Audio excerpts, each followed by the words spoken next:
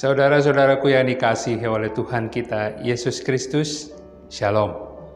Sungguh sukacita kita bisa berjumpa kembali dalam sarapan rohani Gereja Kristen Protestan di Bali, Jemaat Galang Ningyang Abian Base. Hari ini hari Kamis tanggal 7 Maret 2024, sebelum kita melanjutkan segala tugas, kewajiban, dan tanggung jawab kita, marilah kita membekali dan melengkapi hati kita dengan kebenaran firman Tuhan yang akan kita baca dan renungkan bersama.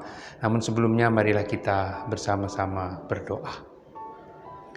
Terpujilah namamu ya Allah, Bapa kami yang bertahta di dalam kerajaan sorga yang mulia.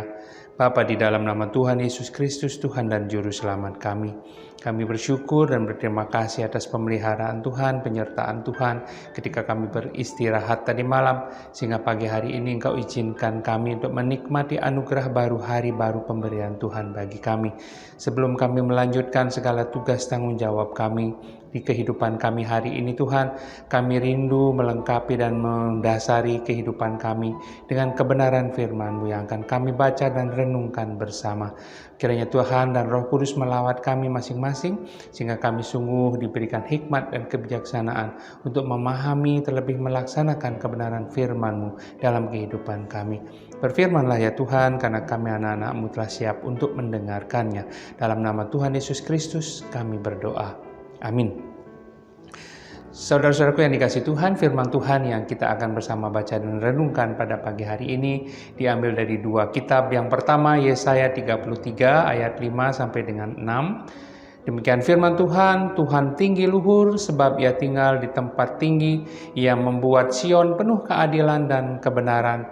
Masa keamanan akan tiba bagimu, kekayaan yang menyelamatkan ialah hikmat dan pengetahuan. Takut akan Tuhan, itulah harta benda Sion. Dan yang kedua dari Kisah Para Rasul 9 ayat 31. Selama beberapa waktu jemaat di seluruh Yudea, Galilea, dan Samaria berada di dalam keadaan damai.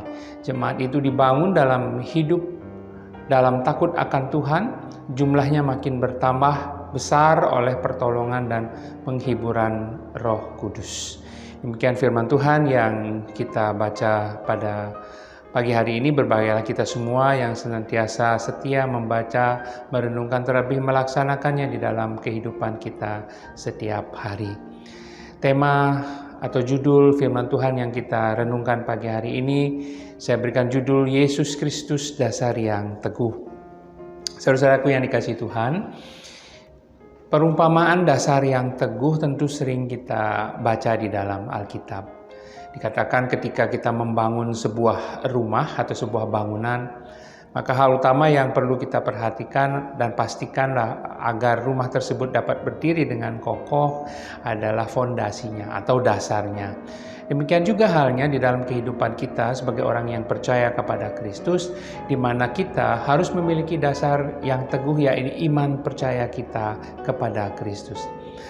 Salah satu fakta yang kita tidak bisa pungkiri bahwa siapapun kita adalah manusia yang lemah dan terbatas. Sekalipun kita dikaruniai atau memiliki banyak harta yang secara duniawi, secara materi melimpah, menyenangkan dan membanggakan, namun kita tetap diingatkan bahwa kita ini adalah manusia yang lemah dan terbatas. Ada batas-batas yang seringkali membuat kita menjadi tidak akan pernah puas dan berubah dengan cepat menjadi rasa bosan dengan apa yang telah kita miliki. Masih ada pergumulan dan tantangan di dalam hidup kita, dan kadang-kadang apa yang kita hadapi, tantangan dan pergumulan yang kita hadapi itu akan membuat kita menjadi mudah kecewa, mudah patah hati, mudah stres, mudah marah, iri hati, dan lain sebagainya. Seringkali fokus kita itu ada pada hal-hal yang bersifat duniawi, yang kita pikir dapat membuat kita atau kehidupan kita menjadi aman, menjadi nyaman, dan juga menjadi terjamin. Namun sesungguhnya semua hal itu adalah sia-sia belaka. Sebaliknya, yang seharusnya menjadi fokus kita itu adalah bagaimana kita mencari dan mengejar harta rohani. Harta rohani, saudaraku yang dikasihi Tuhan, yang dimaksud di sini adalah takut akan Tuhan dan hikmat akan pengetahuan dan pengenalan akan Tuhan lebih dalam. Ketika kita berusaha mengejar harta rohani tersebut, maka kita akan memperoleh pengertian tentang takut akan Tuhan dan mendapat pengenalan akan Allah, karena Tuhanlah yang memberi hikmat dan dari mulutnya lah akan datang pengetahuan dan kepandaian. Alkitab menegaskan dalam takut akan Tuhan akan ada ketentraman yang besar, bahkan ada perlindungan bagi anak-anaknya. Kunci mendapatkan kebahagiaan, ketentraman, sukacita, kelepasan, kemenangan, damai sejahtera, kekuatan, penghiburan, dan kasih yang berlimpah-limpah adalah ketika kita bisa takut akan Tuhan. Begitu juga untuk memiliki hati yang takut akan Tuhan, kita pun harus membangun keintiman dengan Tuhan secara disiplin setiap hari. Orang-orang yang tidak disiplin, tidak bersungguh-sungguh, malas dan lalai dalam melakukan suatu pekerjaan, mustahil mendapatkan hasil yang maksimal. Memiliki hati yang takut akan Tuhan dan memiliki pengenalan yang benar akan Dia adalah harta rohani yang sangat berharga. Karena itu kita harus berjuang dengan keras dan mengejarnya sedemikian rupa, sebab harta rohani itu jauh lebih mulia dari segala sesuatu apapun yang kita miliki di dunia ini. Inilah kekayaan yang menyelamatkan kita, saudara-saudaraku yang dikasihi Tuhan. Itulah sebabnya kenapa Rasul Paulus rela melepas segala kesenangan dunia demi mendapatkan Kristus. Bahkan katanya, tetapi apa yang dahulu merupakan keuntungan bagiku, sekarang kuanggap rugi karena Kristus. Rasul Paulus memperoleh Kristus dan kebenarannya adalah sebuah keuntungan yang besar.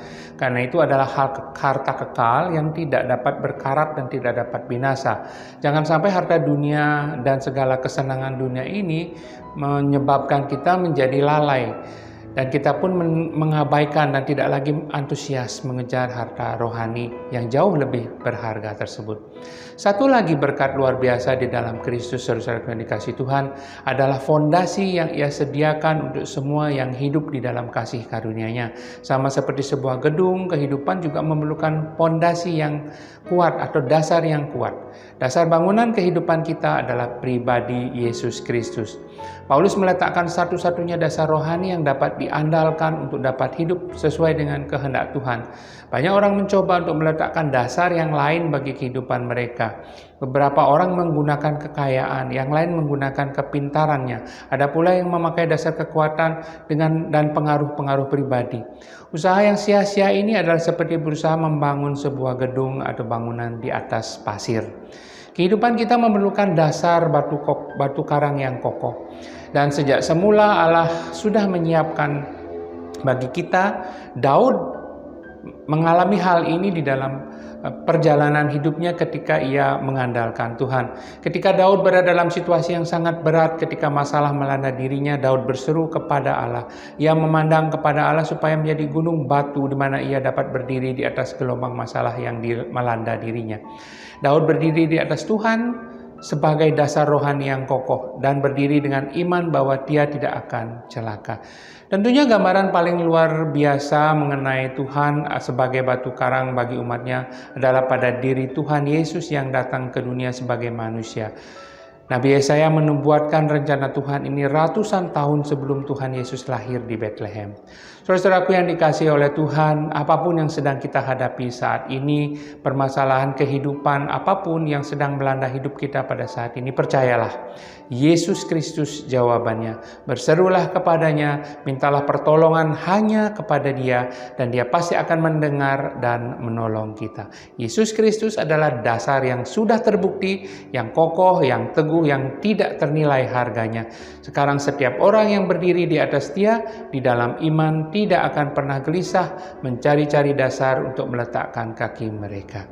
Kiranya firman Tuhan ini membangun iman kepercayaan kita kepada Yesus Kristus yang menjadi satu-satunya dasar yang kokoh bagi kehidupan kita. Tuhan Yesus memberkati kita semua. Amin. Mari kita berdoa. Terima kasih Tuhan atas firman yang boleh kami dengarkan dan renungkan pada pagi hari ini. Kami percaya Tuhan, biarlah firman ini sungguh menjadi rema di dalam hati kami dan kembali mengingatkan kami agar kami senantiasa takut akan Tuhan dan menjadikan harta rohani itu untuk menjadi fokus di dalam kehidupan kami. Tuhan, jadilah dasar yang kokoh dan teguh di dalam kehidupan kami, dalam kehidupan iman kami, sehingga sungguh Tuhan kami boleh berdiri teguh dan tegap di dalam kepercayaan dan iman kami hanya kepada Tuhan Yesus Kristus, sehingga kehidupan kami sungguh dituntun oleh kebenaran Tuhan Yesus Kristus. Segala permasalahan yang kami hadapi, segala pergumulan yang kami hadapi saat ini, di dalam nama Tuhan Yesus kami berseru mohon pertolongan-Mu. Karena Tuhan satu-satunya yang menolong kami, yang akan mengalahkan segala pergumulan dan permasalahan hidup yang kami hadapi, digantikan dengan kelegaan, sukacita, dan damai sejahtera.